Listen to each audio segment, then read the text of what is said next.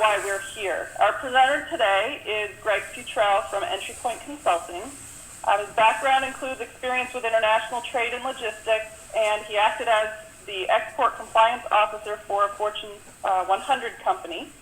Greg has 13 implementations and upgrades of SAP GTS under his belt, plus experience with other SAP solutions. So with that, I will turn it over to Greg. Good afternoon, everybody. We'll just dive right in. We have quite a few slides, and I want to leave plenty of time for a tour of the product, as well as a question and answer period at the end.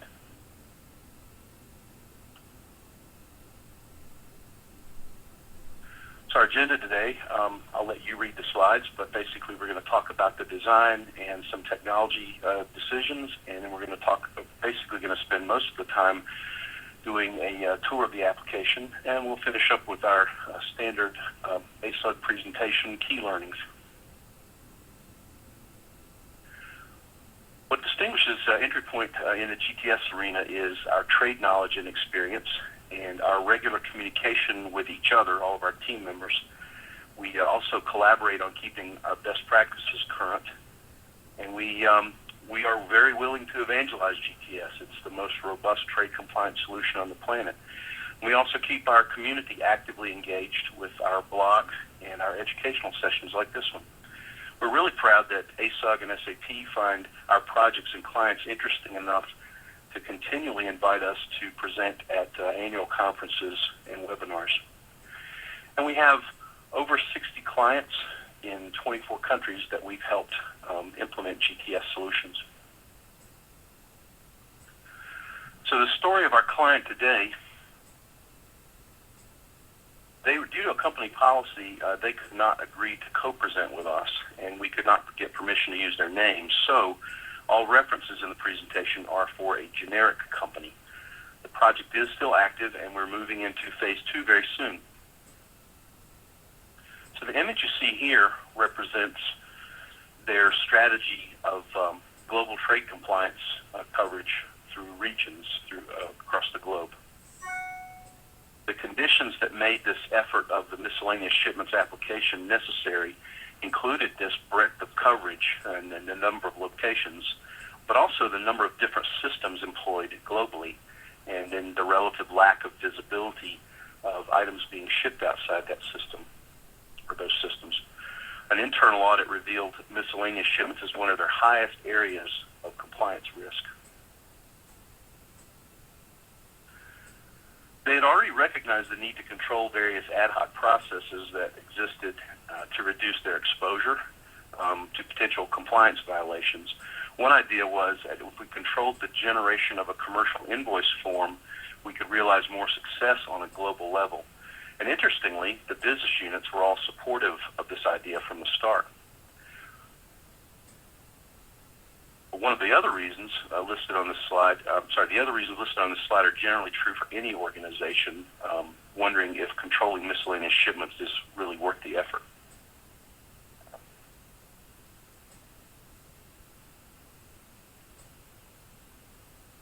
One of the things we did was to build a matrix of each business unit and all the different things they shipped. Now, the images on this page are not really specific to any of our clients anywhere. Every category here represents something found in a miscellaneous shipment from the client for which the solution was created. We got a small team together, and we began gathering requirements. Many of the objectives stated by the IT department and the compliance group, we found some common ground among them. They each wanted a solution that was robust and comprehensive, but wouldn't require a lot of new headcount to maintain or to manage the application. The 4 bullets at the bottom of the list on the right, they really were the guiding mantra throughout the project so far for our design, deployment, and our testing. So it had to be easy.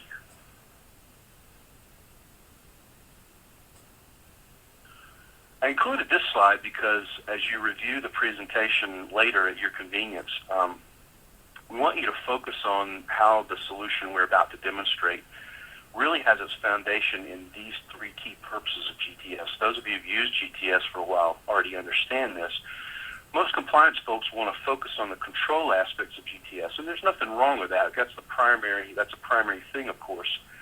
But we also want people to realize the potential for GTS to speed throughput if it's meshed correctly within the supply chain.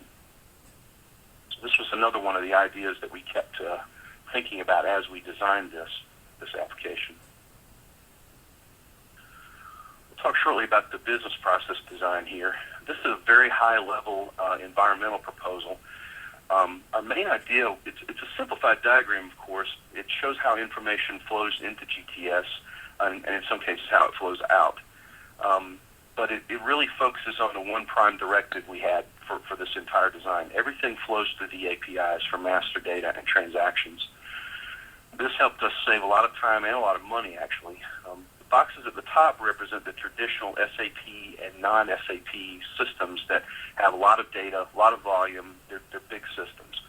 So we said, well, why not mimic how those operate? And if the boxes at the bottom show you highlighted miscellaneous shipments, there is another side of the application, and we're not going to talk about that one today, but it operates very, very similarly to the miscellaneous shipments application in that all of the data comes in through the API.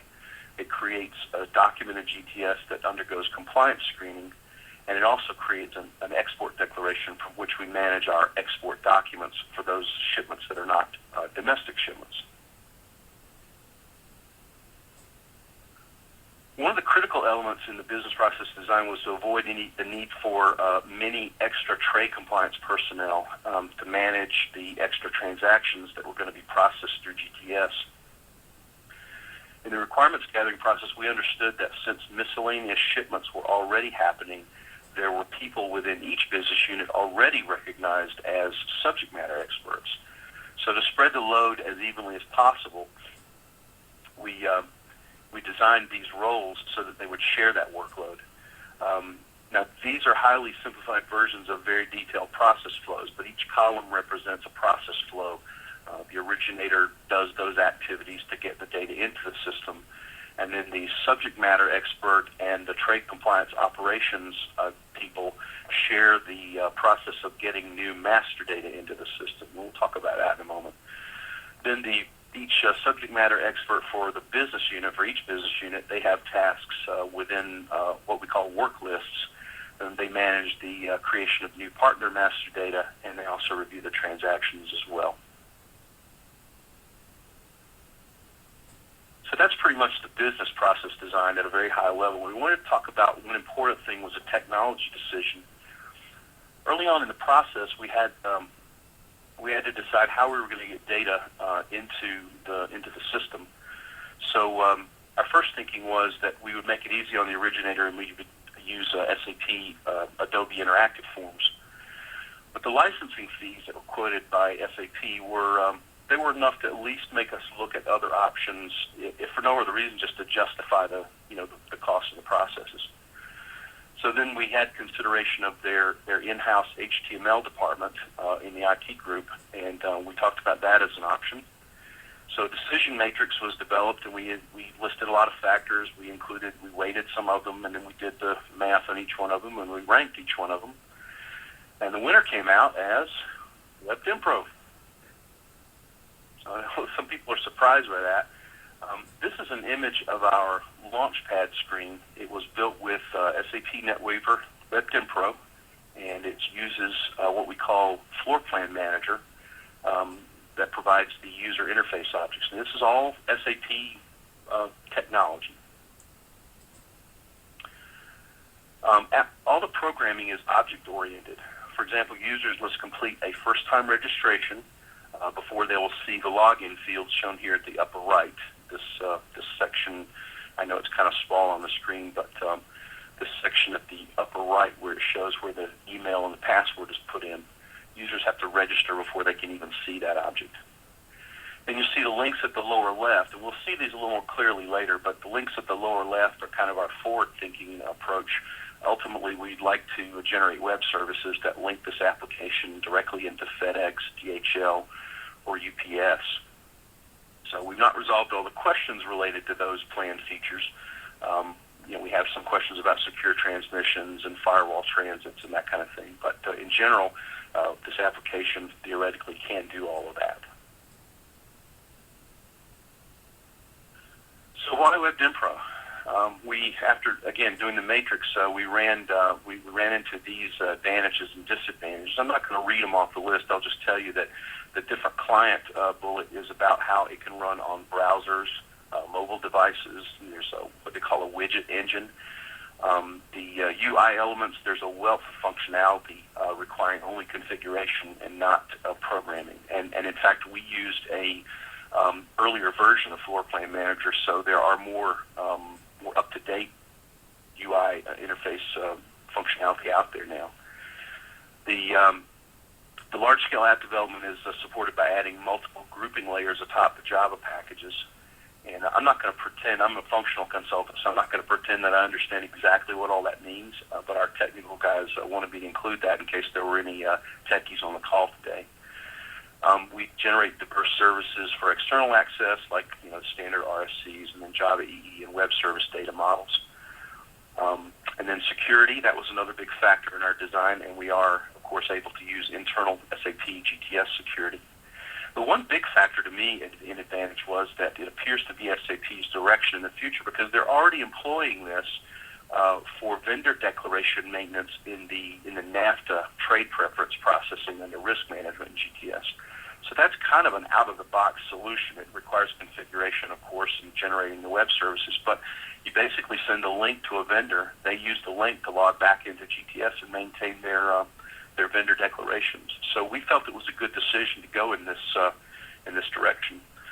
Now, there were some disadvantages. We know that it's an SAP proprietary code base, and we also discovered that custom HTML is not possible with WebDenPro applications. So you can't layer HTML on top of it.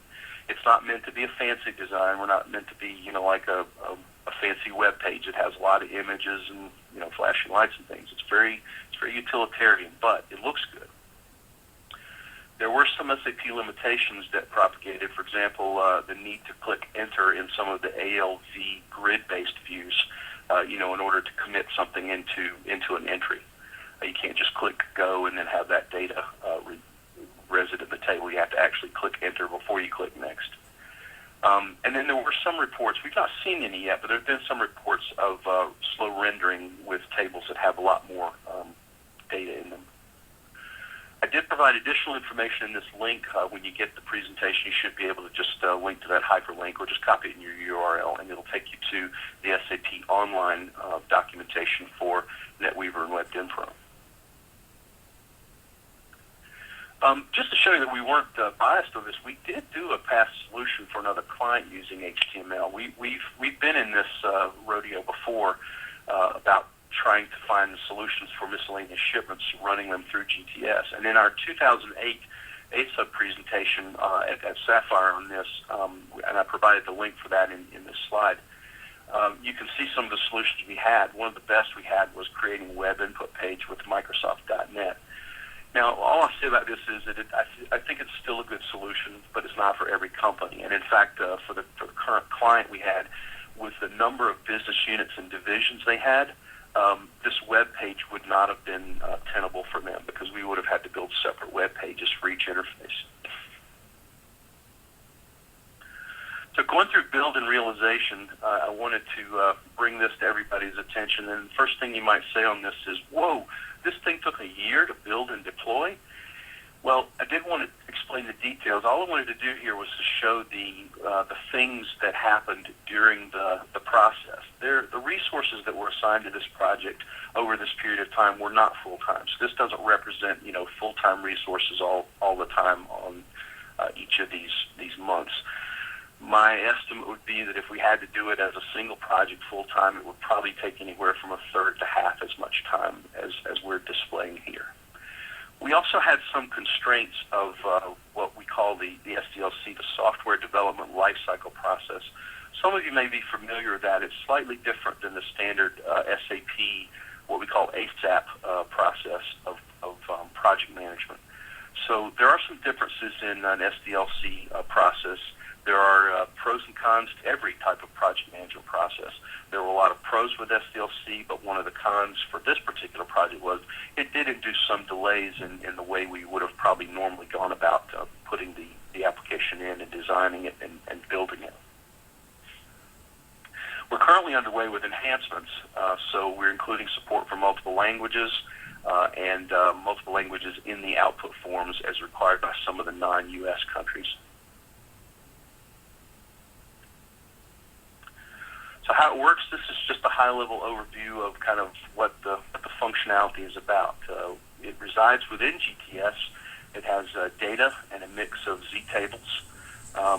We generate the web UI, and we call it, and this is an earlier slide we developed, we were calling it the shipping request application, but now everybody refers to it as the miscellaneous shipments application. The main thing is that it mimics an external system. So we really configured it as a distinct logical system group. That way the part numbers, the product numbers that we put in the system, they're only seen by the miscellaneous shipments application and only used by that application. We did have to do one dummy RFC because whenever you rescreen an object for license control, GTS wants to push data back to the external system regarding the status of the document. So we had to kind of trick it as well as that. In GTS, of course, we're using all standard functionality. By mapping it through the API and making it look like it was coming from a standard SAP system as much as possible, we're able to just configure GTS as if it is an external system. Everything works just like it does with a normal SAP system. And we use a standard export declaration. We added something called Flex Forms, which is one of our solutions, in-house solutions to help manage PDFs a little easier. So in other words, if we want to change something on a PDF output, you don't necessarily have to go through an Adobe Designer and then pass it up as transports through. You can actually do some of this change on the fly in the production system, and it is, it's secure. So we've talked about it enough. Let's actually take a tour. I'll show you what we ended up building, and all reports right now, the client is very happy with how it's turned out. The tests are very good, and it seems to be able to support all of the things that we want to do. Perhaps the nicest feature in the entire application, I'll get to that, in the next slide. This is the Launchpad options. I promised you that we'd see a larger view of that big screen we saw back on slide 16. This just explains sort of what the different features are. So once the originator's logged in and they come to this section of the application, they have these options for managing documents. Of course, they can create a document, fresh, a new document. They can display anytime. These other features are meant to work with those documents that they've already created, or to help them, manage their time. For example, with drafts, if you're right in the middle of creating a document and suddenly you have to go meet with your boss or something, you can save it as a draft, come back to it later, and finish it up there. You can create with reference using previous documents that you've done as the model. In fact, we use that a lot in testing because all we have to do is pull up one for reference, and we have a complete document all done. We just change one thing on it, and then we run the test.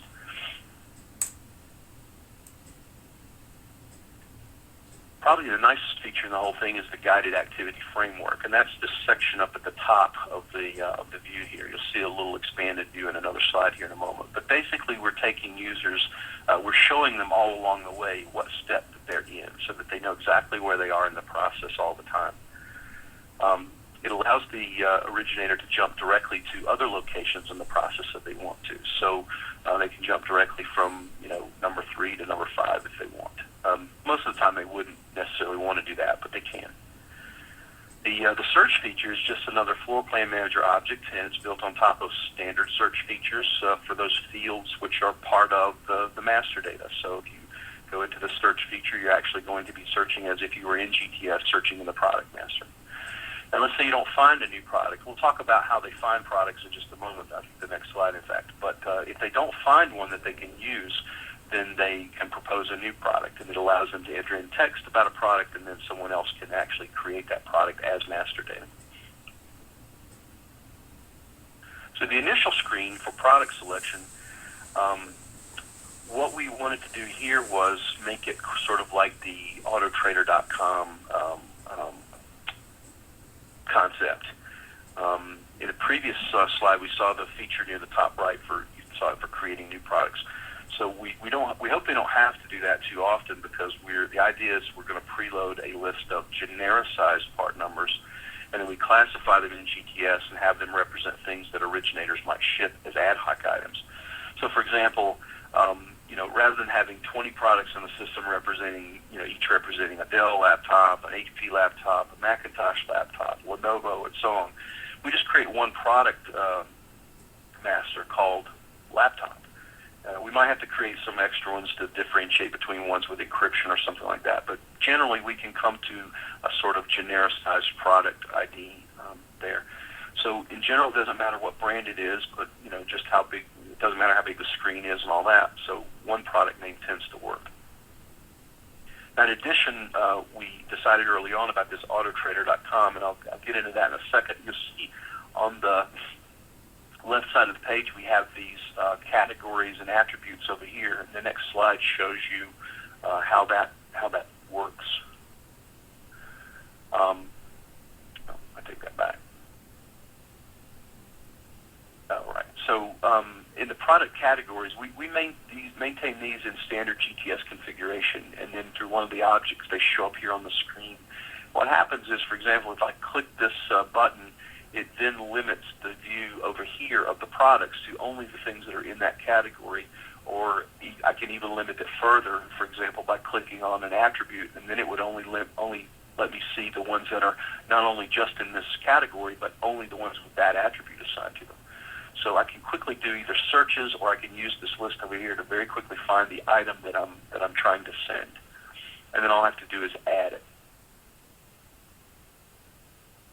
And once I add it, I go to the product confirmation screen, and this is where the sort of the shopping cart is reviewed and finalized. And we're not buying, we're actually shipping, but we felt that shopping cart icon that we had at the top of the page was something familiar to people. So trade compliance may ultimately provide some links within this application to help the user determine things like value. And one of our future enhancements includes adding a comment field. This is something that the originator can use to communicate more details to the business unit subject matter expert, or either to the TC Ops person, who will then create or complete the export declaration within GTS. And then that's what produces the commercial invoice and all that. So the data flow starts with the originator, and then if they can't provide all the information here, it gets updated by the BU SME and then by the trade compliance ops people at later points in the process.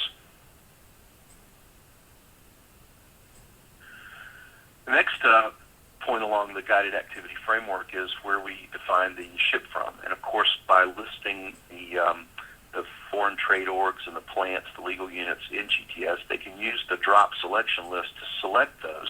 They can even save one as their default if they want. So that way they get to this screen, and if it's shipping from the same place every time, they really don't have to do anything except click next, because it will already accept that location as their default. But we also added features to allow them to enter their own shipping locations. So that My Addresses tab, we had a lady who works out of an office in Maine, and that's her home plant, but she also frequently works out of another location, and she needs to be able to ship from both places. So by using this feature, she's going to be able to do that.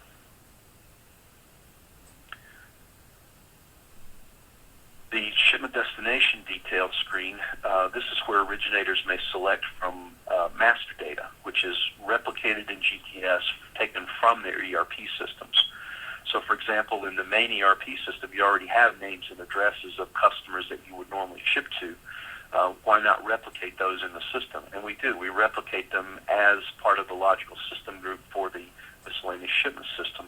That way users can use the drop lists in here and search for familiar customer names and addresses. But they can also add their own. Another feature we had here, especially in international trade, you generally always have to declare who the ultimate consignee is. So rather than doing that as a new business partner all the time, we set up a feature so that they can add them as attention for partners. And these are add-ons to the regular address. It's mapped into the export declaration as the ultimate consignee. they can create their own new business partners. All of these business partners undergo SPL screening as well. The final review screen is the summary screen is where all of the data is presented into a single view. And again, I know that's kind of small on your screen, but I had to do this to capture all of the view that you can see there. You've got the ship from, the ship to, and then at the bottom you can see the items listed there, and then the totals for each one. So it's kind of a final check place. And of course, from here, if you had to change something, like in a product, you could jump straight back to point number 1 on the guided activity framework.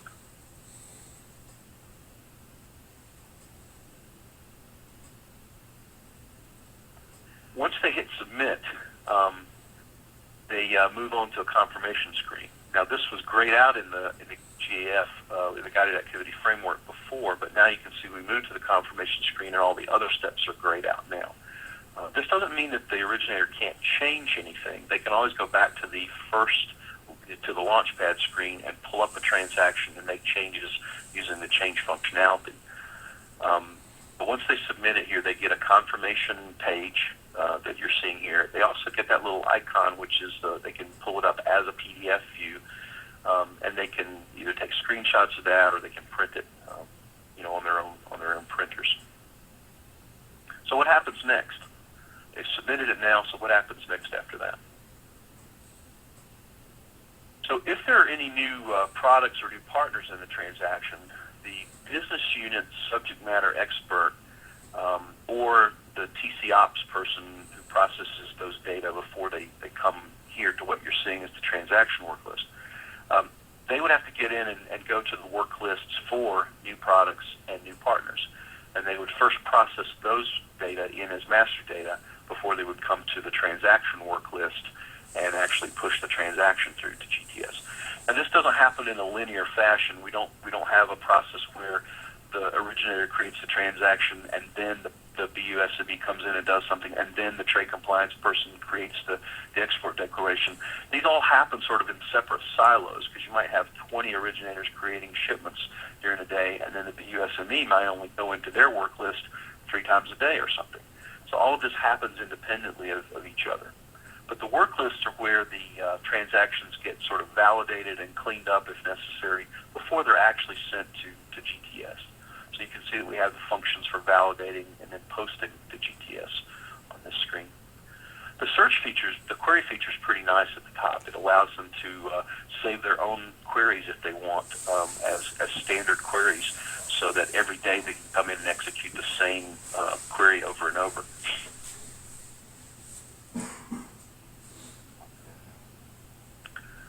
So once the business unit subject matter expert processes the transaction, an email goes out to the originator, and this contains a finalized copy of the confirmation. But it also provides information to expect a set of output documents soon. And these documents will accompany the actual items into either the shipping area of the plant, or if they're like if they're home office workers, it would go with them to the local FedEx or UPS store in some cases. Now, FedEx or UPS may not actually use those documents, but at least it provides the details that they would need to be able to get the information into their systems to ship that.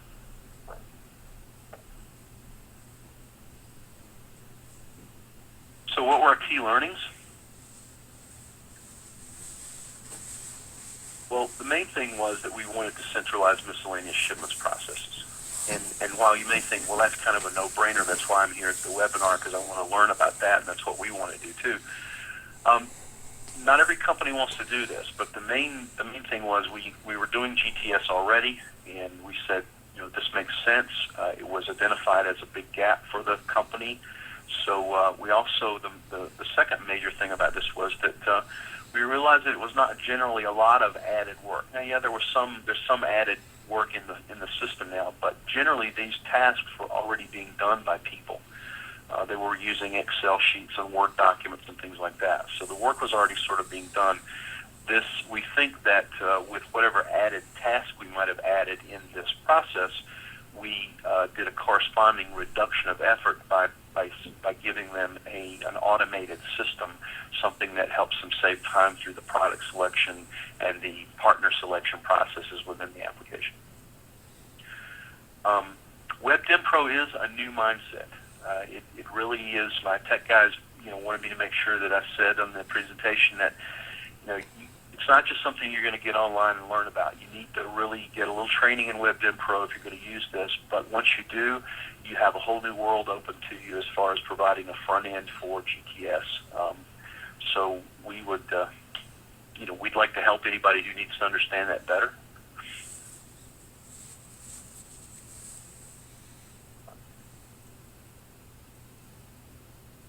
And then, of course, our last slide is our contact information. And I think we have plenty of time for Q&A now. I'm not going to answer any questions that tell you exactly how to design it, but I'll be glad to take on any questions that you want to talk about as far as the process and the build and that kind of thing. All right, thanks so much, Greg. If you have any questions, you can type them into the chat on the right-hand corner of your screen, or if you'd like to ask them over the phone lines, you can press *6 to unmute your line. Once again, that's *6. Hi, this is Sabina. I'm from LSI, and I have a question because actually we need to implement exactly a similar solution that you had. Our biggest concern was actually the material master. From our business side, we were told that we need to create for every single detailed product a material master, and you seem to say that a generic product worked out. Could you elaborate on it? Because we needed to have the specifics, like let's say the T-shirt example. A specific T-shirt had a different HTS than size S than in size M or XL, and therefore we couldn't just create a generic T-shirt. So how did you do this? So that's a very good question. Need to make sure I was not on mute. That's a very good question. And you're exactly right. The dividing lines for the product master, the effort that we made on defining product masters, really falls along lines of HTS and ECCN. So that was the kind of the genius that one of our team members came up with as far as the original design for this was that you can get product naming down to a generic level, but you still have to break it across those lines of HTS and ECCN. So, for example, you might in the garment industry there, you are going to have several different versions. But the thing is, you might just go with the generics of, T-shirt small, T-shirt large, T-shirt medium, that kind of thing. And so you would only have to have 4 or 5 part numbers as opposed to maybe 50 part numbers or 100 part numbers that you have in your ERP, which represents all of the different colors and all of the different thread counts and all of that kind of stuff. So what you want to do is to try to break it down to its lowest common denominator to say, okay, these are 100% cotton T-shirts and they're different from the polyester T-shirts, so we're going to have maybe 10 product masters. We'll have to have small, large, medium, extra large on the cotton side. We'll have to have the same thing on the polyester side. So we've got 8 product masters for those things now, and that's kind of how we thought about it. So it's like my example with laptops. So we really kind of came down to only 2 laptops. There are laptops that are laptops, and there are laptops with encryption in them. And so you've got different things there that are going on. Of course, that's really simplified. As we go along, we may find that we have to create a few more types of laptops because one may have a type of memory allowance in it that is large enough to warrant a certain ECCN because it has high processing speed, that kind of stuff. But those are the things that we'll cross those bridges when we come to them. So rather than replicating a lot of detailed product masters in the system, we wanted to try to break them down into as small a group as we could. I mean, a screwdriver is a screwdriver, right? You might have one that's made out of graphite and one that's made out of steel, but then you've only got 2 product numbers in your system instead of 40. Yeah, thank you. This is Seema Shankar from Fuse Network Systems. And we are actually also looking into something very similar. We run ECC6 and GTS, and we were wondering what the floor manager available with ECC6, or is it something that is a separate purchase that is required? And this is more of a techie question. It is more of a techie question, Seema, but I think I'm sure it's not a purchase. It's part of the It's part of the NetWeaver offerings. Okay. WebDemPro is basically the engine that generates the web services and that kind of thing. Floor Manager was just a set of user interface objects. So basically you plug the objects into the design where you want a certain thing to happen, and then you sort of program. There's some back-end programming that brings the object into view of the tables and the things. So there's some ABAP code on the table side of things, but the floor plan manager is basically an object-oriented thing, so that you would just sort of map it to the a few lines of code. I don't want to make it sound too easy either, because it was not. We had a lot of we crossed a lot of ground as pioneers as far as learning how to use it. But as you can see from the finished result, it really looks good and it works well. So. Yeah, it is. It does have that neat. Rather than the rectangular SAP look, it looks a little more different. So we were wondering if Floor Manager was the reason that you could manage all those neat rounded functionality, rounded looks and things like that. It is. Go ahead. I'm sorry. No, go ahead. So, and is it something that that is available on the SAP desktop client, or is it something that you have to do on a NetWeaver desktop suite or a development platform? Floor Manager, is it something that is available on ECC, like how we have transaction codes on ECC? Is it something that is available on the ECC client itself, like a transaction? Because we've tried a little bit with WebDemPros, but we have not used Floor Manager. Yeah, I'm going to say that it is available at ECC, and with ECC, I'm not 100% sure about that. That's a question that we would have to get back to you on with our technical guys. But you guys know how to get in touch with us. Call us sometime, and we can talk about that. Okay. I'm sorry I can't answer that specifically, Seema, but that is sort of down below the radar from where I was as far as the project. I trust my tech guys to do their tech things. I don't get into their technical details too much, but I got enough information from them to know about the building there's the web model and there's the business model. They separated things along clean lines as far as where they needed programming and where they could just use the objects. And I know that the objects were available to GTS, so I'm sure that they're available for ECC. Yeah. Okay. Thank you. We definitely know. Yeah. We definitely know how to contact. So we will come back. Okay. Okay, there's a couple questions in the chat here. The first question is, do we need SAP licenses for each of our users who logs into the app? That's a very good question. So what we discovered, and I can't speak for SAP, so you'll have to go through your account rep on it. I'll tell you what we did.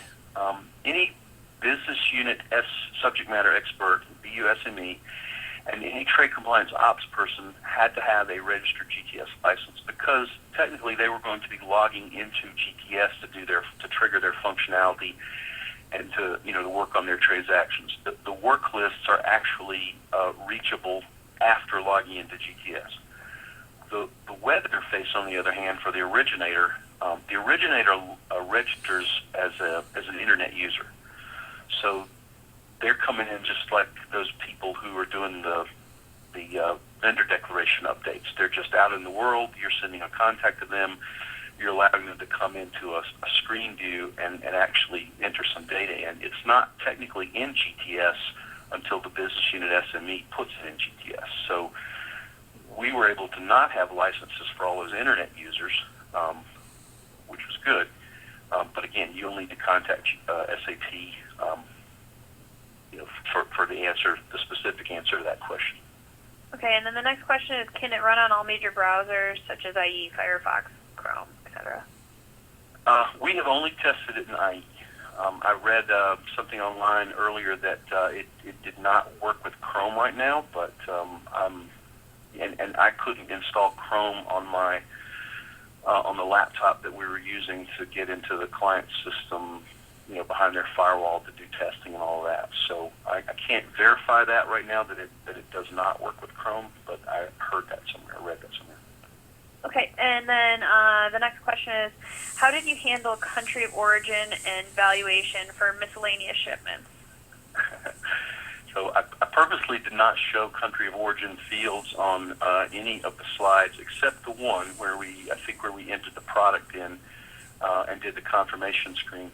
The way we handled it was we expected the user to enter that data. So they're being expected to enter the value of the product and the country of origin.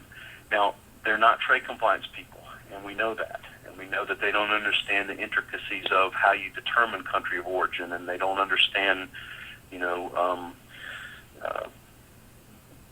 how that's done in a lot of cases. But they can at least provide some information.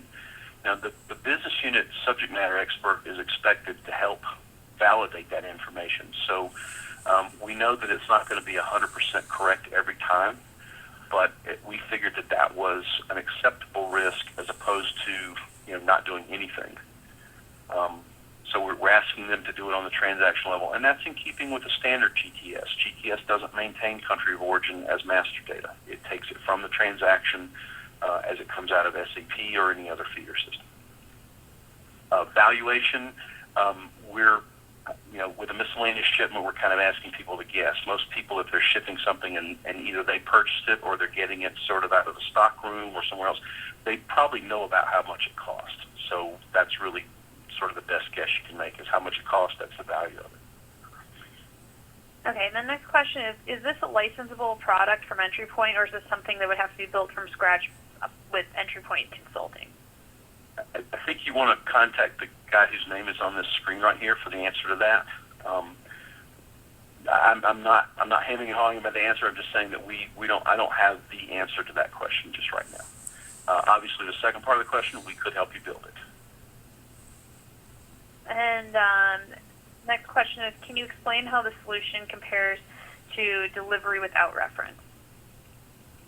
That's a good question because we have offered that as an option for people who have SAP feeder systems. In fact, I would still say that may be if you have only an SAP feeder system, an ECC feeder system, that's probably a better option, really. And you might be surprised to hear that, but if you have only an ECC system, using the delivery without reference gives you a way to control it through ECC, through the GTS plugin coming out of ECC, and you get your master data management is done in ECC like the rest of your master data.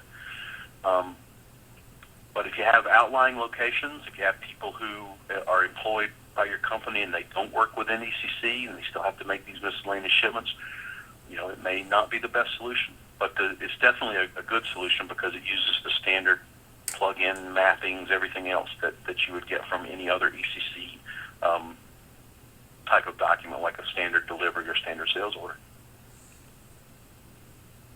All right, I think that is all for the questions. So if there's more on the phone line, wait just for a second. Oh, the next question is, how about adding multiple partners apart from the ultimate consignee? That's easily done in the actual export declaration. So what we're mapping from the miscellaneous shipments application is obviously the person who's entering the shipment, the originator. We're mapping their name in. We're mapping in the origin location, the plant and the company code. We already have them mapped like standard GTS, so that creates the consignor and the I can't remember the name of it right now. The FTO and the plant go in as the two roles that they need to be on the export declaration in order to file the EIN number and that kind of thing in order for legal determination to take place. So those roles come over from the shipping request application just like they would with a standard document coming out of ECC or any feeder system. We can set up default rules to add in things like the ultimate consignee if there actually is no sort of attention to person coming out of the miscellaneous shipments application. Aside from that, any other partners like the carrier and those kinds of things, they can be added in GTS on the export declaration manually, or you can set up default rules to automatically add those.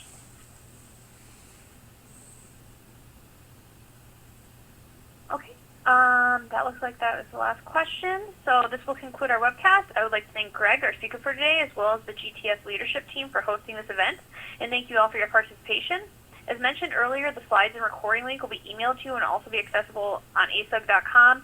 Also, as Holly mentioned, the overview of the ASUG annual conference is available to register on asug.com in the events calendar, and that event is on April 2nd. So you can check that out, and you can also register for the ASUG annual conference at sapandasug.com. Have a great rest of your day.